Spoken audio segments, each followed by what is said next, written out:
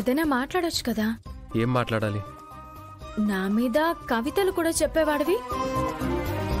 మాట్లాడడానికి నీ దగ్గర మాటలు కరువైపోయాయా బావా? ఇప్పుడు నేను కంపెనీ పని మీద మీతో వస్తున్నాను. మీ బావగారు రావడం లేదు. బావగారు బావగారు అంటూ నన్ను పిలవద్దు. మన మధ్య అలాంటి రిలేషన్ లేదు.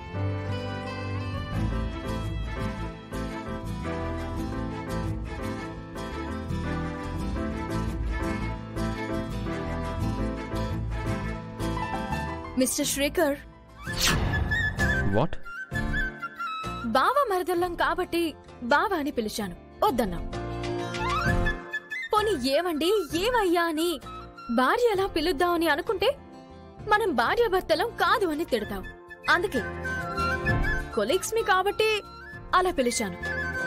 ఇలా కూడా వద్దా? నీతో ఎలా వేగనయ్యా బాబు? సరే, ఏంటి విషయం చెప్పు. మనకప్పగించిన కొత్త ప్రాజెక్టు పట్ల మీ అభిప్రాయం ఏంటి? దీనిని ఏ విధంగా డీల్ చేయగలం? నీ దగ్గర ఏదైనా ఐడియా ఉంటే చెప్పండి. చెప్పండి మిస్టర్ శ్రీకర్ గారు. అక్కడకు రీచ్ అయిన తర్వాత దీని గురించి డిస్కస్ చేయొచ్చు, ఓకేనా? అయ్యో రామా, పర్సనల్ విషయాలు మాట్లాడడానికి విసుగ్గా ఉంటావు, ప్రొఫెషనల్ విషయాలు మాట్లాడడానికి కూడా విసుగ్గా ఉంటావు. అబ్బా, నాకు కొంచెం హెడ్ఏక్ గా ఉంది. దగ్గరలో ఏదైనా రెస్టారెంట్ ఉంటే వెళ్ళి కాఫీ తాగుదాం, ఆ తర్వాత మాట్లాడుకుందాం. అయిన వాళ్లకు ఆకుల్లోనూ కాని వాళ్లకి కంచాల్లోనూ అన్నట్టు నిహారిక లాంటి చెడ్డ వాళ్లకి మంచిగానే సాగుతుంది, నాకు మాత్రమే ఇలా సాగుతుంది. ఏంటో నా బ్రతుకు.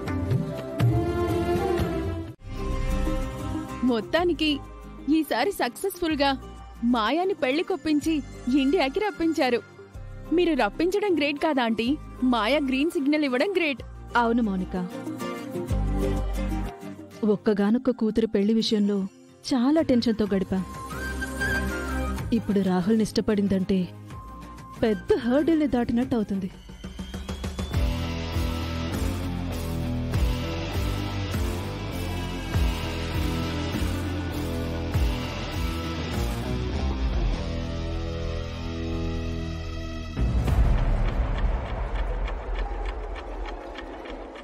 ఇంతకు ముందు మా దగ్గర కాబోయేవాడి క్వాలిటీస్ గురించి చెప్తూ ఉండేది. అప్పుడు మా గ్యాంగ్ అంతా ఏమనుకునేవాళ్లమంటే, అటువంటి వాడు ఉండడు, ఏ రోబోనో తయారు చెయ్యాలి అని అనుకునేవాళ్లం. జస్ట్ కిడ్డింగ్ యార్. సరే సరే, నేను కిందికి వెళ్తాను, పిలిచినప్పుడు మీరు రండి. Okay aunty.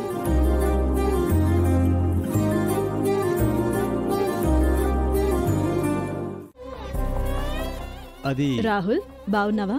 బావున్నానంటీ. జ్యూస్ తీసుకో. మనలో మనకి ఫార్మాలిటీస్ ఎందుకు, ముందు మా ఆయన పిలవండి. పర్లేదు, తీసుకో. మౌనిక, మాయం తీసుకునిరా. Okay aunty.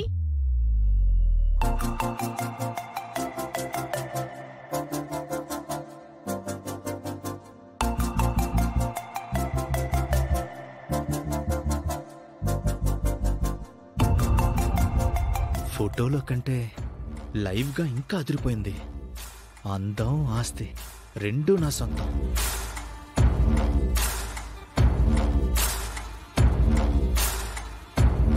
Hi Maya.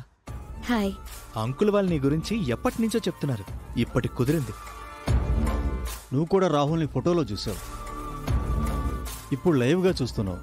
Your opinion is final baby.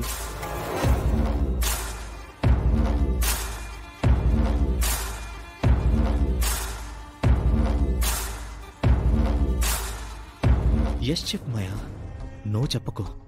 ఎందుకంటే ఈ అదృష్టం వేరే వాడికి దక్కకూడదు. మీకు సంబంధించిన కంపెనీలు, ఫ్యాక్టరీలన్నీ నా కంట్రోల్లో ఉండాలి. మాట్లాడు మాయా. మీతో పర్సనల్గా మాట్లాడాలి.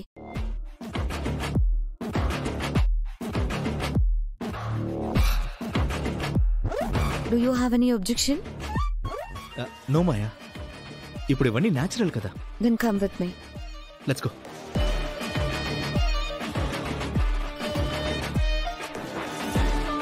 తను రాహుల్ని భయపెట్టేది కదా. మాయకి నచ్చుతాడో లేదో అని మా ఇద్దరికి చాలా టెన్షన్గా ఉంది. ఏం జరిగిందో తెలుసుకుందాం, ఆవేశపడకు. నానా, నువ్వు వీడి కాళ్ళు పట్టుకోవడం ఏంటి? మర్యాదగా మాట్లాడు. హే, ఏంట్రా నీకు మర్యాద ఇచ్చేది? బావా, నీ తండ్రి అయితే నీకు గొప్ప, నాకు కాదో. నీ తండ్రి అయితే నీ ఇంట్లో భద్రంగా ఉంచుకో, నా దగ్గర పనిచేయడం ఎందుకు?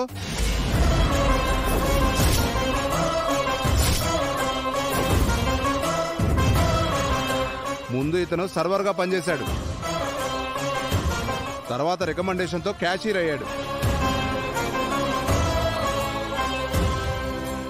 ఈ పనుడికి 10 లక్షలు ఇచ్చి బ్యాంకులో వేసి రమ్మని చెప్పడం నాది బుద్ధి తక్కువ.